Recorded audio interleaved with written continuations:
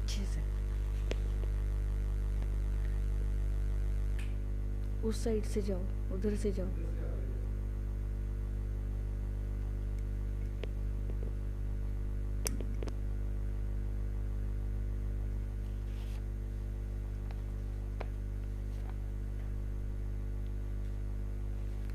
ओम शांति। आज बाबा बोले, मीठे बच्चे, श्रीमत ही श्रेष्ठ बनाएगी। श्रीमत ही श्रेष्ठ बनाएगी, परमत व मनमत श्रापित कर देगी। परमत व मनमत श्रापित कर देगी। इसलिए श्रीमत को कभी भी भूलो मत। बाबा की श्रीमत ही श्रेष्ठ बनाएगी, परमत व मनमत श्रापित कर देगी। इसलिए श्रीमत को कभी भी भूलो मत। अगर भूले, श्रीमत भूले तो माना अपनी मत पर चलेंगे या फिर पर मत पर चलेंगे, तो फिर बाबा कहते फिर श्रापित हो जाएंगे। तो इसलिए पहले से ही अटेंशन रखो, ध्यान रखो कि बाबा की श्रीमत ही ना भूले। प्रश्न पूछते हैं बाबा, सतो प्रधान पुरुषार्थी कौन और तमो प्रधान पुरुषार्थी कौन?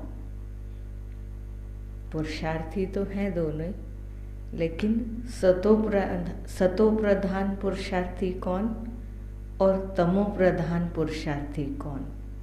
दोनों का अंतर क्या होगा, ये बाबा पूछ रहे हैं।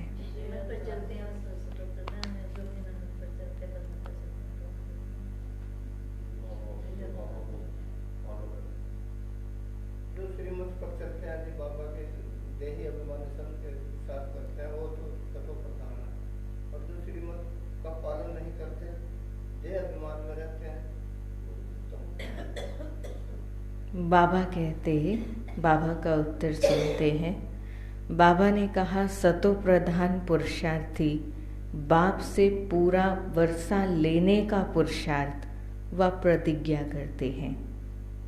सतो प्रधान पुरुषार्थी की निशानी क्या होगी?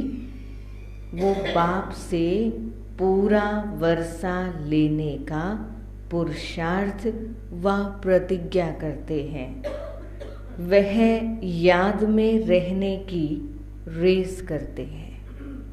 वह याद में रहने की रेस करते हैं। मीना माता जी आगे वाली चेयर पे आ जाओ।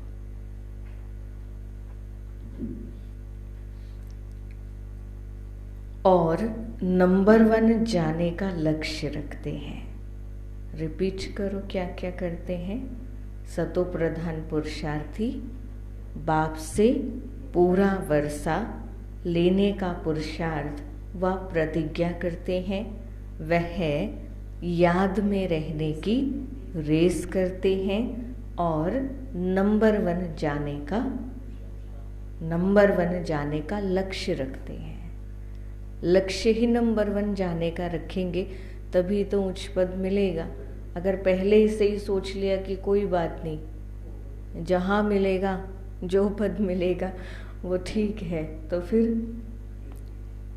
फिर लक्ष्य पुरुषार्थ भी फिर कैसा होगा? जैसा लक्ष्य है वैसे ही पुरुषार्थ कर लेंगे। फिर तमो प्रधान पुरुषार्थी कहते, अब बाबा तमो प्रधान पुरुषार्थी की बात बता रहे हैं कि उनकी निशानी क्या होगी, कैसे पता चलेगा कि कौन सतो प्रधान है और कौन तमो प्रधान पुरुषार्थी है। वो क्या कहेंगे? जो तकदीर में होगा अच्छा, जो तकदीर में होगा, जो बनना होगा स्वर्ग में बन जाएंगे। बाबा कहते, क्या कहते हैं? जो तकदीर में होगा अच्छा। प्रजा बनेंगे तो प्रजा ही सही, फिर यही सोच लेते हैं ना, प्रजा बनेंगे तो प्रजा ही सही, उनके आगे माया का ऐसा विघ्न आता जो रेस से ही बाहर निकल जाते। कोई ना कोई विघ्न ऐसा आएगा। अब बाबा तो परीक्षा लेते हैं, बाबा तो नहीं कह सकते, लेकिन परीक्षाएं आएंगी हमें चेक करने के लिए कि हमारा पुरुषार्थ कैसा है। तो उसकी निशानी भी बाबा ने बता दी और तमो प्रधान की भी निशानी बताई कि उनके आगे कोई ना कोई माया का ऐसा विघ्न आएगा, रेस से बाहर हो जाएंगे।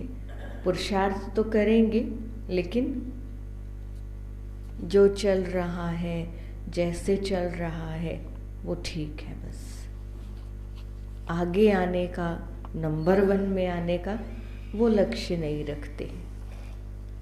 गीत सुना आज बाबा से, मुझको सहारा देने वाले, दिल कहे तेरा शुक्रिया। ओम शांति। बच्चे जब सन्मुख बैठते हैं तो जानते हैं हम जीवात्माएं हैं। जीव माना शरीर और आत्मा इस जीव के अंदर बैठी है, तो जीवात्माएं हैं। यहाँ तो जीवात्माएं ही होगी ना। जब आत्मा को शरीर नहीं है तो अशरीरी है। बाबा कहते तुम तो शरीर सहित बैठे हो। आत्मा व परम आत्मा जब तक शरीर में ना आए तब तक बोल नहीं सकते। जब तक इस जीव के अंदर आत्मा आकर ना बैठे तब तक बोल नहीं सकते। तो बाबा कहते तुम जीवात्माएं जानती हो, अब बाप के सन्मुख बैठे हैं हूबहू जैसे 5000 वर्ष पहले सन्मुख आए थे। बच्चे जरूर बाप से ही वर्षा लेंगे। जानते हैं हम अपने परम पिता परमात्मा बेहद के बाप के सन्मुख बैठे हैं।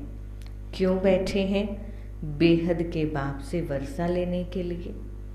जैसे स्कूल में समझते हैं हम टीचर द्वारा इंजीनियरिंग सीखते हैं, बैरिस्ट्री सीखते हैं, यह एम ऑब्जेक्ट रहती है। कॉलेज जाते ही इसीलिए है। अगर पता है डॉक्टर बनना है तो उसी कॉलेज में जाएंगे ना जहाँ डॉक्टरी की पढ़ाई होगी। डॉक्टरी की पढ़ाई ही नहीं है तो फिर कैसे डॉक्टर बनेंगे वहाँ जा कर के। तो माना हमारा लक्ष्य यहीं से पता चल जाता है। बाबा का भाव क्या है कि स्कूल में जाते ही इसीलिए है। जिसने टीचर बनना है वो टीचर की पढ़ाई करेगा, जिसने इंजीनियर बनना है वो पढ़ाई करेंगे। परंतु यहाँ एम ऑब्जेक्ट रहती है। यहाँ कौन सी एम ऑब्जेक्ट है? मनुष्य से देवता अर्थात श्री लक्ष्मी श्री नारायण समान बनना। तुम बच्चे समझते हो परमपिता परमात्मा हमको ब्रह्मा के तन से बैठ राजयोग सिखाते हैं। भगवानुवाच, यह तो बच्चों को समझाया है कि भगवान निराकार को कहा जाता है। जीव आत्मा पुनर्जन्म जरूर लेती है। ध्यान से सुनना मुरली, फिर बीच में रिपीट कराएंगे। क्या कह रहे हैं बाबा? जीव आत्मा पुनर्जन्म जरूर लेती है। कोई भी सन्यासी से तुम पूछो मनुष्य पुनर्जन्म लेते हैं तो ऐसे नहीं कहेंगे कि नहीं लेते हैं। नहीं तो 84 लाख जन्म कैसे कहते? किसी से भी पूछो तो वो ये तो कहते हैं ना 84 लाख योनियों में जाते हैं, तो इसका मतलब पूर्व जन्म तो हुए हैं। तो इस बात को वो नकार नहीं सकते। तो बाबा कहते पूछो क्या तुम पुनर्जन्म को मानते हो? क्या तुम पुनर्जन्म को मानते हो? यह तो बरोबर है। आत्मा संस्कारों अनुसार एक शरीर छोड़ फिर दूसरा लेती है। ऐसे करते करते मनुष्य 84 लाख जन्म नहीं परंतु 84 जन्म लेते हैं। इससे सिद्ध होता है पहला जन्म जरूर बहुत अच्छा सतो प्रधान होगा, लास्ट में छी तमो प्रधान होंगे। 16 कला से फिर 14 कला 12 कला होती जाएंगी। बाबा ने तीनों युग की स्मृति दिला दी। 16 कला माना सतयुग, फिर 14 कला माना त्रेता युग, और फिर द्वापर युग में वैसे तो आधी रह जाती है, पर बाबा ने 2 कम करके बताया कि जैसे कलाएं कम होंगी वैसे ही आत्मा के जन्म में भी फर्क पड़ता जाएगा। पुनर्जन्म तो जरूर लेते हैं ना, पूछना चाहिए, अच्छा परमपिता परमात्मा ने पुनर्जन्म लिया है? पूछना चाहिए। या फिर परमात्मा जन्म मरण रहित है? दोनों बातें पूछो। देखो यह पॉइंट बहुत सूक्ष्म है। अगर कहेंगे जन्म मरण रहित है तो फिर शिव जयंती सिद्ध नहीं होती। अगर वो जन्म मरण रहित है तो फिर भाव क्या है बाबा का कहने का कि फिर शिव जयंती क्यों मनाते हैं? कहेंगे शिव जयंती तो मनाई जाती है, समझाया जाता है, हाँ शिव जयंती है, परंतु जन्म के साथ फिर मरना जिसको कहा जाता है वह नहीं है। माना भगवान का जन्म कौन सा? अवतरण के रूप में जन्म हुआ है। भगवान अवतरित होते हैं, पर काया प्रवेश करते हैं, परंतु जो मरण दिखाते हैं, जैसे आत्मा एक शरीर छोड़ती है तो उसका शरीर मर जाता है ना, परंतु भगवान के पास तो शरीर ही नहीं है। इसलिए ये बात बाबा ने समझाई कि फिर मरना जिसको कहा जाता है वह नहीं है। अगर मरे फिर तो पुनर्जन्म भी लेना पड़े। दोनों बातें बाबा ने अच्छे से समझाई, पुनर्जन्म की भी और जन्म मरण की भी। परमपिता परमात्मा पुनर्जन्म रहित हैं। वह कब सतो प्रधान से तमो नहीं बनते। आत्माएं तो सब जन्म मरण में आते आते पतित बन जाते हैं, फिर बाप आते हैं पावन बनाने। इससे सिद्ध होता है आत्मा ही पतित होती है। आत्मा पावन आती है, फिर माया पतित बना देती है। जब इस दुनिया में हम आए थे तो पावन थे सभी आत्माएं, फिर जन्म लेते लेते लेते फिर पतित बन जाती है। बाप कभी भी बच्चों को गंदी मत नहीं दे सकते। इस समय के पतित मनुष्य पतित मत देते हैं। बाबा क्या कह रहे हैं कि बाप कभी भी बच्चों को ऐसी मत नहीं दे सकते, लेकिन इस समय मनुष्यों की बुद्धि कैसी हो गई है? तमो प्रधान, पतित हो गई है, पत्थर के समान हो गई है, जिसके अंदर कोई समझ नहीं है कि क्या बोल रहे हैं, क्या कर रहे हैं। तो बाबा कहते फिर वो मनुष्य मत कैसी देंगे? मत कैसी देंगे? कहते हैं ना, जैसी जिसकी समझ होती है वो वैसी तो बात करेगा। तो बाबा का भाव ये है। अब पावन बाप कहते हैं कि पतित नहीं बनो, अर्थात विकारों में नहीं जाओ। रावण की मत से दुख धाम बन गया है, पहले सुख धाम था। ऐसे नहीं बाप ही सुख दुख देते हैं, नहीं। बाबा कहते बाप कभी बच्चों को दुख की मत नहीं दे सकते। दुख तो छोड़ो, बाबा कहते बाबा तो आपको दुख की मत भी नहीं दे सकते। शिवानी बहन बीच वाली चेयर पे आ जाओ। तो बाबा ने कहा दुख तो माया देती है, उस माया पर जीत पाने से ही तुम जगत जीत बनते हो। विकारों पर जीत पाने से जगत जीत बनेंगे। माया क्या है? माया यहाँ पर दुनिया में तो माया पैसे को कहते हैं, लेकिन बाबा माया है, वो भी धन भी माया है, लेकिन बाबा ने उसको भी एक्सप्लेन किया है। लोभ वश कमाया हुआ धन या फिर गलत रीति से, गलत प्रकार से कमाया हुआ धन, वो भी माया का ही रूप है। लेकिन ये 5 विकार जो मनुष्य के अंदर है, वास्तव में माया वो है। अब लोभ आया अंदर, विकार आया अंदर, तभी तो धन कमाने की इच्छा हुई कि इस प्रकार से भी धन कमाया जा सकता है, भले ही किसी का नुकसान हो जाए, तो उसको बाबा माया कहते हैं। तो दुख कौन देता है? माया। और इसी माया पर अगर जीत पहन ली तो बाबा कहते हैं आप बन जाएंगे जगत जीत। मनुष्य माया का अर्थ नहीं समझते, वह धन को माया कह देते हैं। कहते हैं ना, इनको माया का बड़ा नशा है, कहते हैं ना।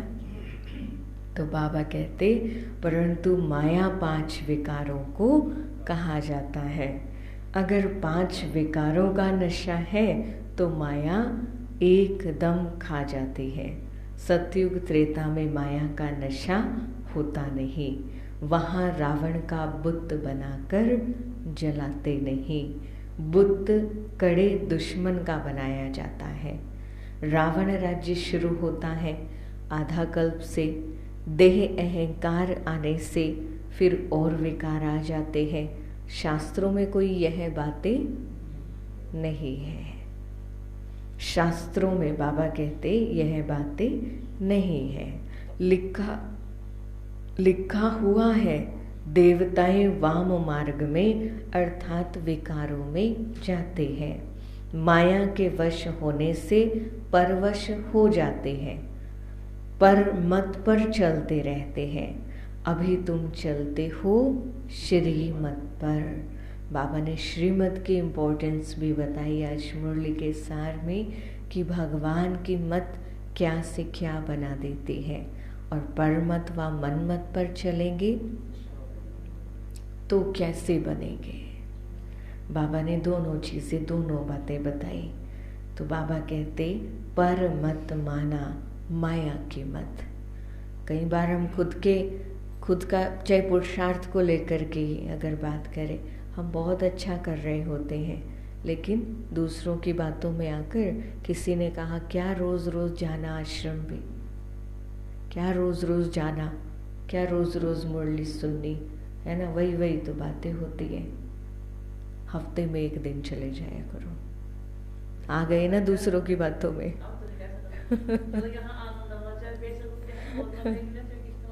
माता जी आपकी बात नहीं हो रही है, ये एक एग्जाम्पल दिया है कि ऐसे होता है। दूसरों की बातों में आकर फिर छोड़ देते हैं। फिर धीरे धीरे पहले 1 दिन किया, फिर महीने में 1 दिन कर देंगे, फिर धीरे धीरे शक्ल ही दिखनी बंद हो जाती है। तो इसलिए इस परमत को पहचानना है कि ये परमत है। मैं बाबा की मत ये नहीं कह सकती। तो कोई भी बात है तभी तो बाबा कहते हैं ना, ब्रह्मा बाप को मम्मा को फॉलो करो। उस समय पर मम्मा बाबा को देखो कि मम्मा बाबा मेरी जगह होते तो वो क्या करते। श्री अर्थात श्रेष्ठ मत है एक बाबा की, वह है परमत रावण की मत। इसलिए बाप ने कहा है आसुरी संप्रदाय सब रावण की जंजीरों में दुखी है।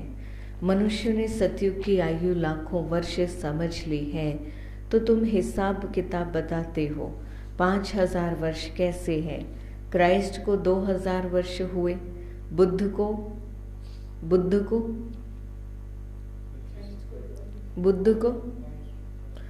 2250 वर्ष हुए, फिर इस्लामी को 2500 वर्ष हुए, सबको मिलाकर आधा कल्प हुआ। इनके पहले तो देवताओं का राज्य था, फिर देवताओं को लाखों वर्ष कैसे कह सकते हैं। इतने वर्ष होते तो मनुष्य तो बहुत हो जाते, इतने तो नहीं है, 5000 वर्ष में ही करोड़ों मनुष्य हो जाते हैं। कहते भी हैं क्राइस्ट से 3000 वर्ष पहले भारत में आदि सनातन देवी देवता धर्म था। 5000 वर्ष पूरे हो जाते हैं तो नाटक पूरा होता है ना। इन बातों को कोई नहीं जानते। मैं जो हूँ, जैसा हूँ, यह चक्र कैसे फिरता है कोई जान न सके। जब तक भगवान आकर ना बताए कोई जान नहीं सकता। बाप ही आकर समझाते हैं। यह है गीता। बाप ने आकर सहज राजयोग सिखाया था, तब उनका नाम गीता रखा है। जैसे क्राइस्ट ने सिखाया तो उनका नाम बाइबल रख दिया।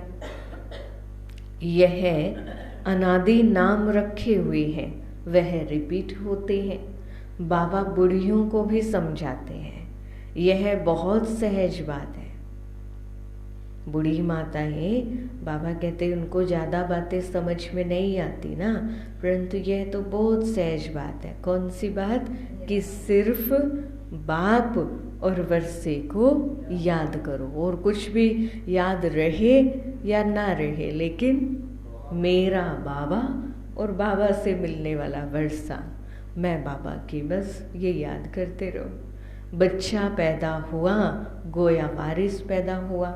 तुम समझते हो हम बाबा के वारिस हैं।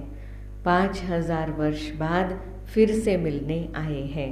घड़ी घड़ी 5000 वर्ष ही कहेंगे ना, 2-3 वर्ष पीछे आने वाले भी कहेंगे हम 5000 वर्ष बाद फिर से आए हैं।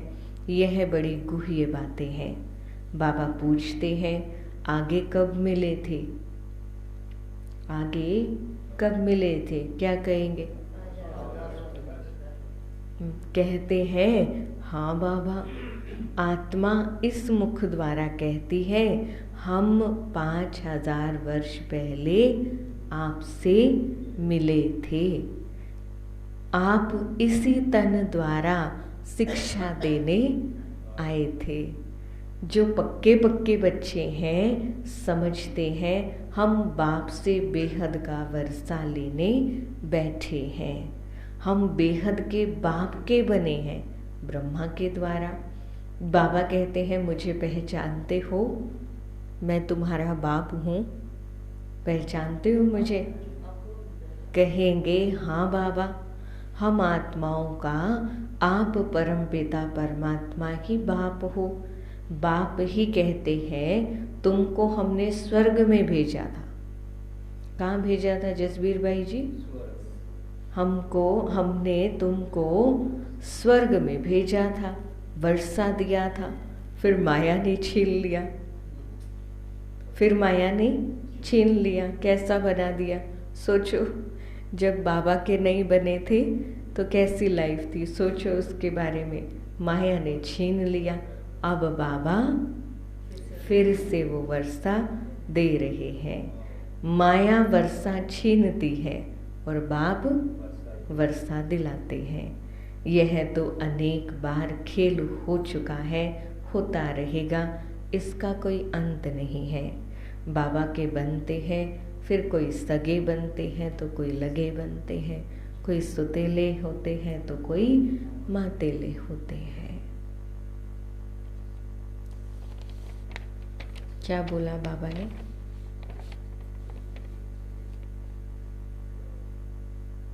क्या बोला बाबा ने? कि बाबा के तो बनते हैं, परंतु उसमें भी वैरायटी है ना। कोई तो सगे होंगे और कोई लगे होंगे। लगे माना सौतेले और सगे माना लगता है, कहते ना रिश्ते में लगता है। हाँ एक रिश्ता है। लगता है।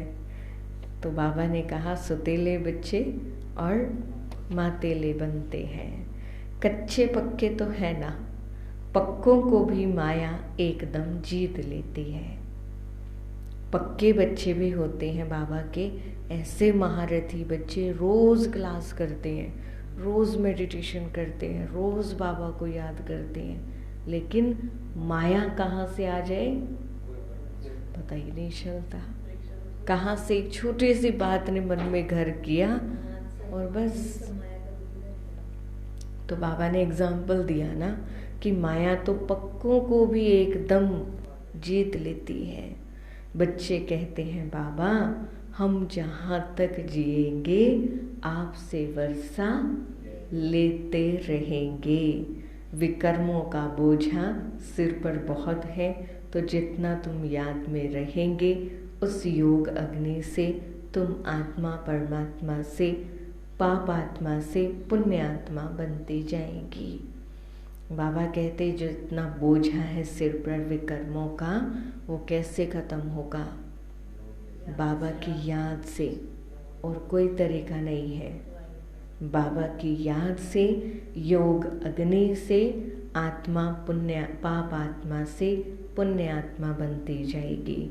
आग चीज़ को पवित्र करती है ना, तो हमें अपने योग को ही अग्नि बना देना है। योग अग्नि, जिसको ज्वालामुखी योग भी बाबा कहते हैं।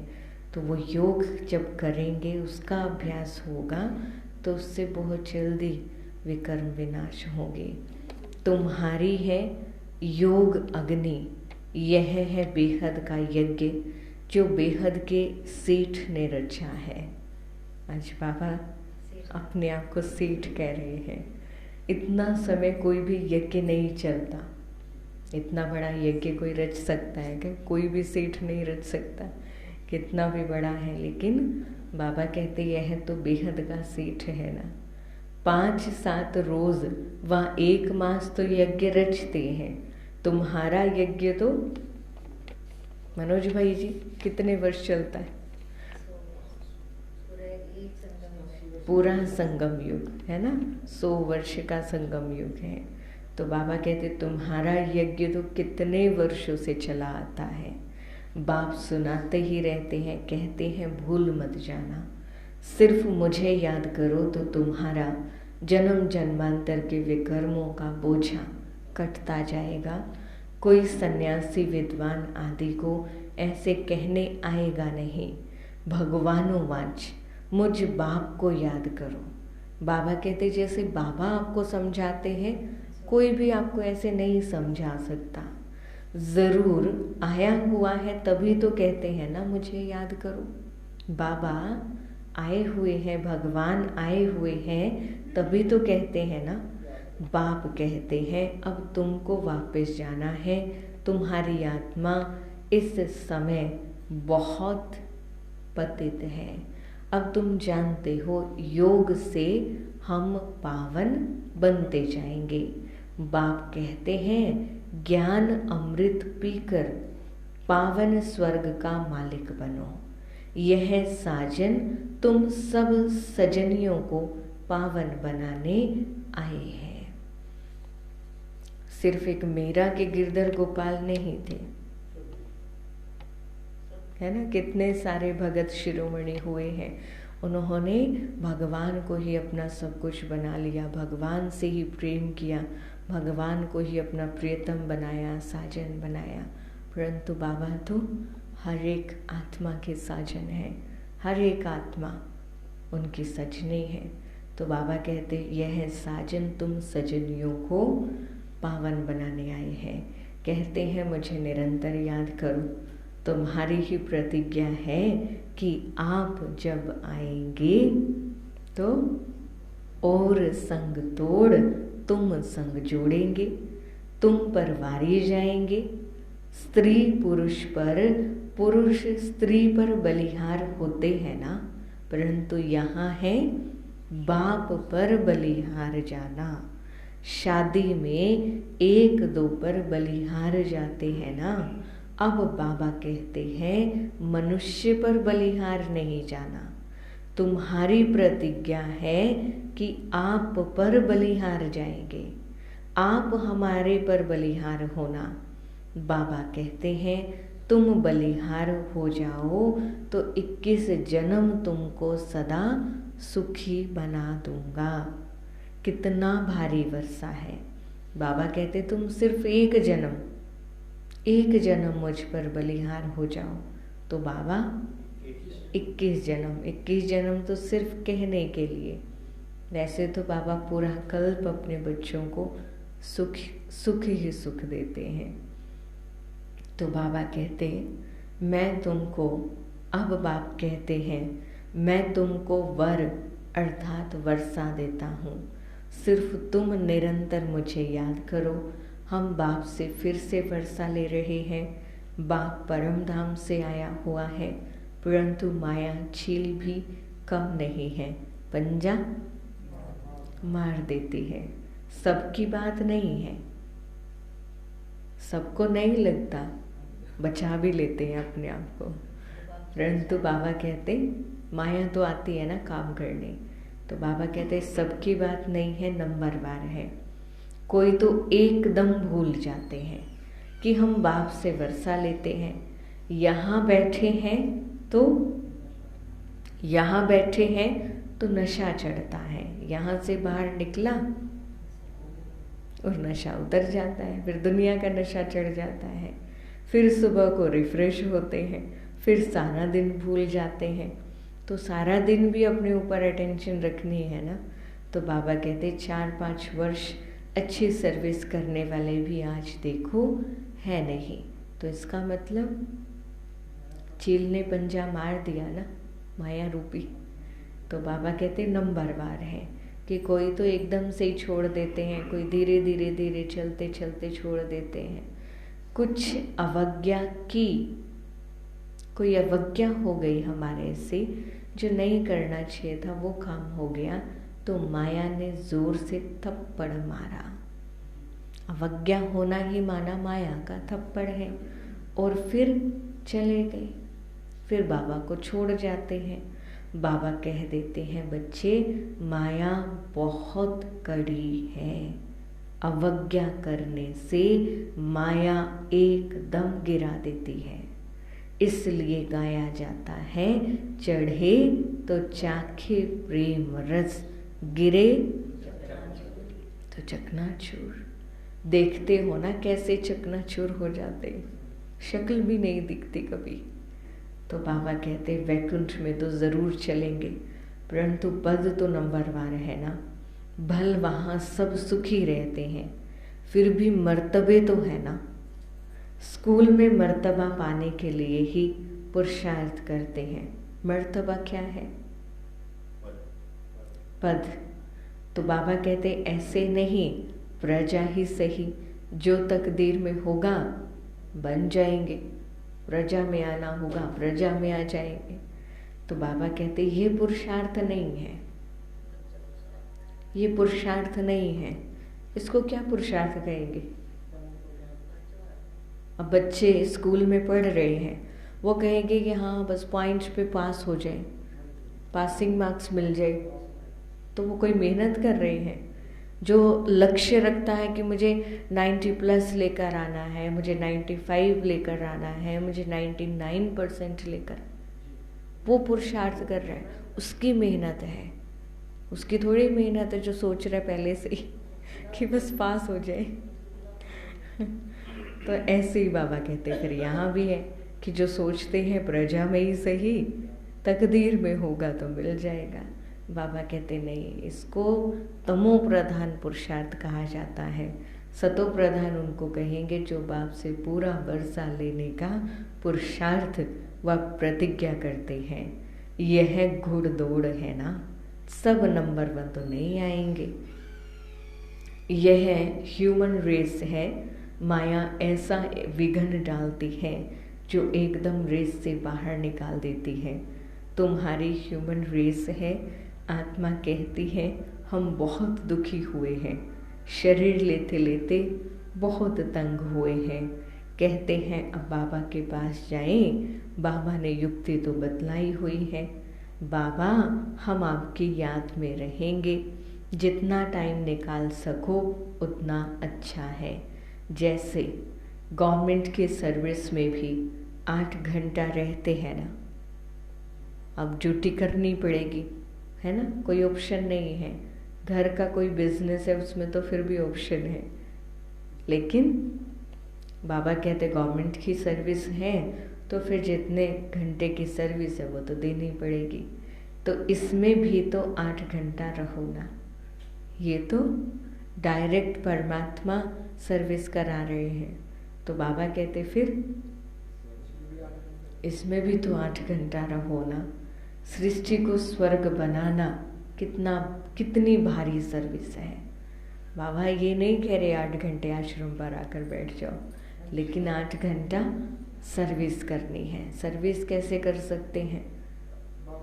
8 घंटा ऐसे नहीं सोचना कि लगातार 8 घंटा, थोड़ा थोड़ा समय उसमें खुद की भी सर्विस करनी है। खुद की भी माना योग में रहना, बाबा की श्रीमत को फॉलो करना, दिन भर में चेकिंग करना, ज्ञान सुनाना औरों को, योग सिखाओ, बाबा का परिचय दो, आत्मा का परिचय दो। तो ये सर्विस करनी है। सिर्फ बाप को याद करो और सुखधाम को याद करो, बस 8 घंटा सर्विस की तो वर्षा पूरा पाएंगे। ऐसे याद करते करते तुम्हारे विकर्म विनाश होंगे।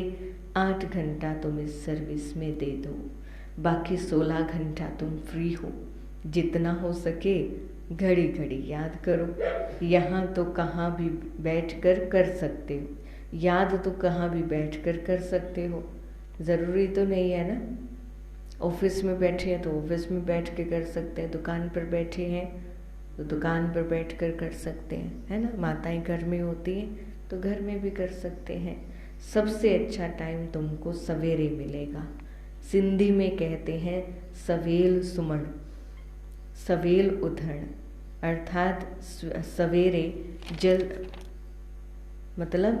सवेरे मतलब जल्दी सोना और सवेरे जल्दी उठना। रात को जल्दी सोएंगे तो सुबह जल्दी अपने आप उठ जाएंगे, अपने आप आँख खुल जाएगी। यह गुण मनुष्यों को बड़ा करता है। बड़ा करता है माना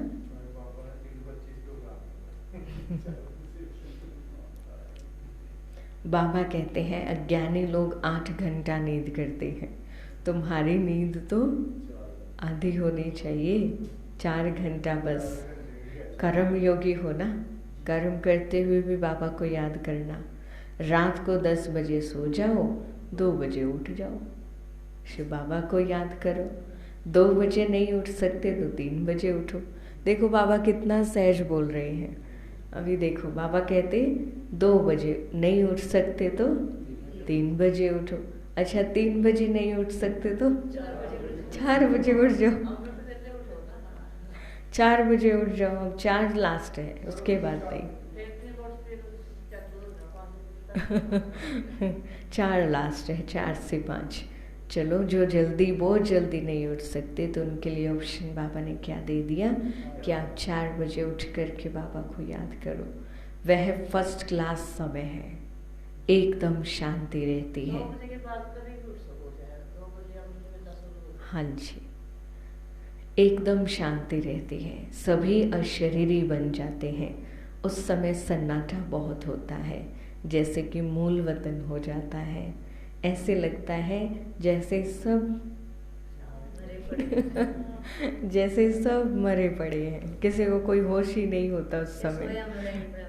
जैसे सोए हुए को कह देते हैं ना, ये तो मरे के समान है। उसके पास बैठ करके कुछ भी बातें करते रहो, कुछ भी करते रहो, उसको थोड़ी पता पड़ता है। तो कॉन्शियस में नहीं है ना, इसलिए बाबा ने ऐसे बोला। उस समय तुम बाबा को याद करेंगे तो फिर वह याद पक्की हो जाएगी। अमृत वेले की याद अच्छा असर करती है। आत्मा को जो एनर्जी चाहिए सारा दिन काम करने के लिए, सारा दिन इतने लोगों से डील करनी पड़ती है। कितने लोग आपको मिलते होंगे और कैसी मत वाले मिलेंगे, कैसे विचारों वाले मिलेंगे, कैसी उनकी वाइब्स होंगी, एनर्जी होगी। तो उन सब से बचने के लिए सुबह सुबह अपने आप को पावरफुल कर लो, बाबा से चार्ज कर लो। तो बाबा कहते अमृत वेले की याद अच्छा असर डालती है। बाबा बहुत करके रात को जागते रहते हैं। स्थूल काम में आने से माथा भारी होता है। सूक्ष्म सर्विस में थकावट नहीं होती, कमाई थोड़ी ही थकाएगी। कमाई से तो खुशी होगी, तो सवेरे सवेरे उठकर याद करने से बड़ी कमाई है। जब ये सोचेंगे कि मुझे सुबह अमृत वेले उठना है और उसका फ़ायदा क्या है, उसका फ़ायदा पहले सोचो, तो फिर भारी नहीं लगेगा। बाबा का भाव ये है कि फिर उठना या नींद आना, फिर वो चीज़ नहीं आएगी, भारी नहीं लगेगा, फील नहीं होगा। क्यों? क्योंकि कमाई इतनी बड़ी है। अच्छा, मीठे मीठे सिकिलधे बच्चों प्रति माता पिता बाप दादा का याद प्यार और गुड मॉर्निंग। रूहानी बाप की रूहानी बच्चों को नमस्ते।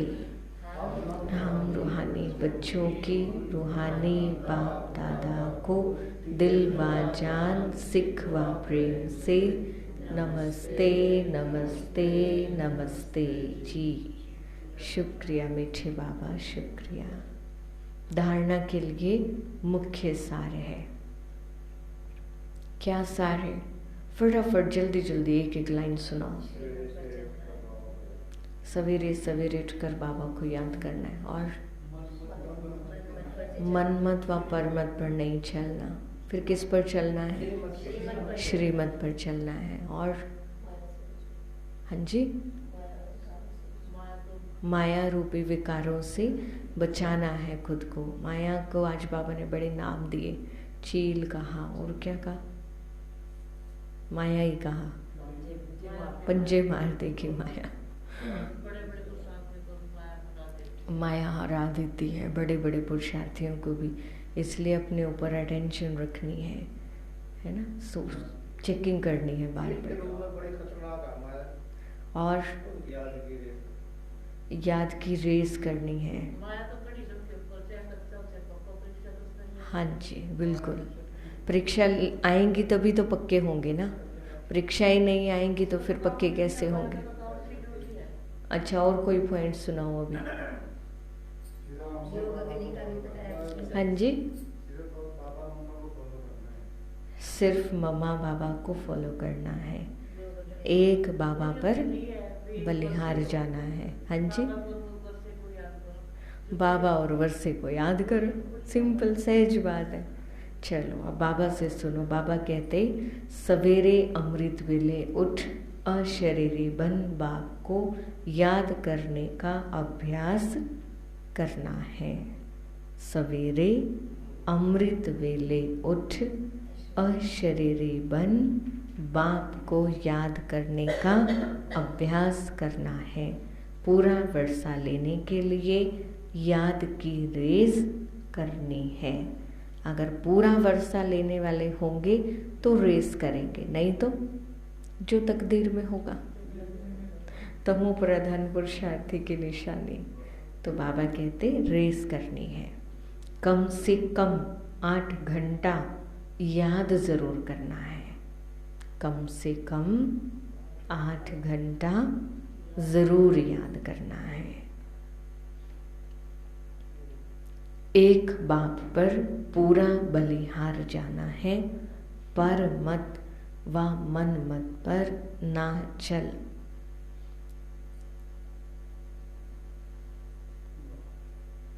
एक बाप पर पूरा बलिहार जाना है, पर मत व मन मत पर ना चल। एक बाप की श्रेष्ठ मत पर चलना है।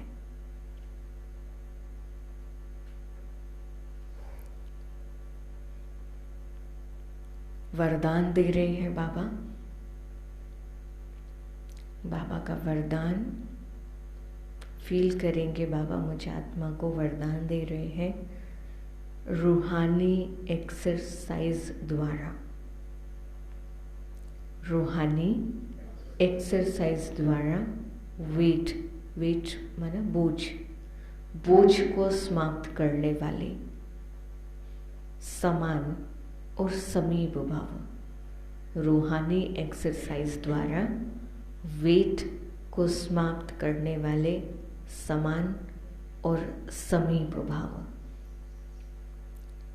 रूहानी एक्सरसाइज अर्थात अभी अभी निराकारी, अभी अभी अव्यक्त फरिश्ता। फील करो साथ साथ, जैसे बाबा ने बोला ना, अभी अभी निराकारी तो पॉइंट ऑफ लाइट फील करो। अभी अभी अव्यक्त फरिश्ता अपने आप को ज्ञान और योग के 2 सुंदर पंख लगे हुए फरिश्ता रूप में अनुभव करो, सूक्ष्म लोक में बाबा के पास। और अभी अभी साकार कर्म योगी, अब नीचे आ जाओ, अपने साकार रूप में कर्म करने के लिए साकार कर्म योगी। और अभी अभी विश्व सेवाधारी, मैं कौन हूँ? विश्व का सेवाधारी हूँ। ऐसी एक्सरसाइज रोज करो। ये एक्सरसाइज बाबा कहते रोज करो तो व्यर्थ का जो बोझ है वो समाप्त हो जाएगा। जब बोझ समाप्त हो, माशूक समान डबल लाइट बनो, तब जोड़ी अच्छी लगेगी ना, तब जोड़ी अच्छी लगेगी ना। अब बेमेल जोड़ी होगी तो कैसी अच्छी लगेगी। तो बाबा कहते बाबा के जैसे लाइट, डबल लाइट बनकर रहो। कोई भी बोझ मन के ऊपर नहीं रखना। अच्छा माता जी, मधुबन से लेके आएंगे ना, आपके साइज की मिली ही नहीं तो कहाँ से डालूं?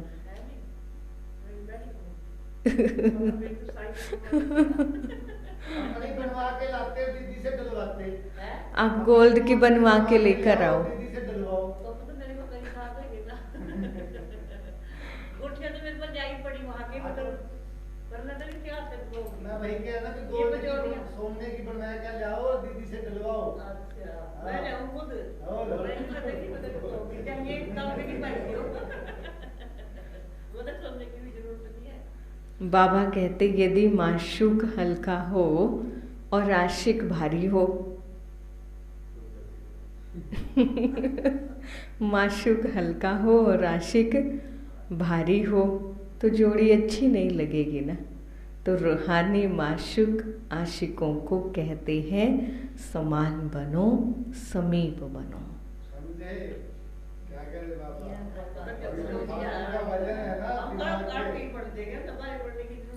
नहीं, जो फालतू का वजन है ना दिमाग पे, उसको छोड़ दो, हल्के हो जाओ बस। शरीर से हल्के। बाबा ने तो एक्सरसाइज भी बता दी हल्का होने के लिए, है ना। जैसे कोई बहुत मोटे होते हैं तो फिर वो वेट कम करना पड़ता है ना, वैसे भी अच्छा नहीं है शरीर के लिए। तो और बाबा ने कहा अगर हस्बैंड वाइफ हैं, एक पतला है एक मोटा है, तो जोड़ी अच्छी नहीं लगेगी। तो यहाँ भी बाबा कहते माशूक तो इतना हल्का लाइट, डबल लाइट, और हम अगर भारी होंगे तो जोड़ी अच्छी नहीं लगेगी ना। इसलिए समान बनना है, समीप बनना है। एक्सरसाइज भी बता दी बाबा ने। अभी अभी निराकारी बन जाओ, अभी अभी अव्यक्त फरिश्ता बन जाओ, अभी अभी साकार में आ जाओ। स्लोगन है अपने जीवन रूपी गुलदस्ते द्वारा दिव्यता की खुशबू फैलाना ही गुण मूर्त बनना है। अपने जीवन रूपी गुलदस्ते द्वारा दिव्यता की खुशबू फैलाना ही गुण मूर्त बनना है। ओम शांति। क्या करना है आज सारा दिन? क्या करना है? खुशबू फैलानी है। कौन सी खुशबू? सेंट लगा कर नहीं जाना। कौन सी खुशबू फैलानी है? अपने जीवन की दिव्यता की खुशबू फैलानी है। ओम शांति।